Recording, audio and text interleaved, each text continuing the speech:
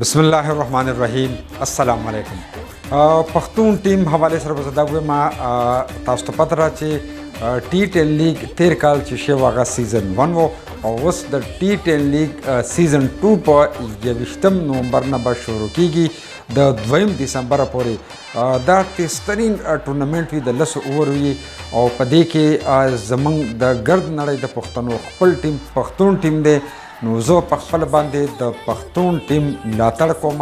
پښتون ټیم د ټولو پښتنو ټیم دی او بیا په دې کې کلاړیان چې دي هغه هم د افغانستان او د پاکستان پښتانه کلاړیان دي پکې او کیپټن هم او ورلد فیمس سٹار شاهد خان افریدي د دې ټیم کیپټن دی.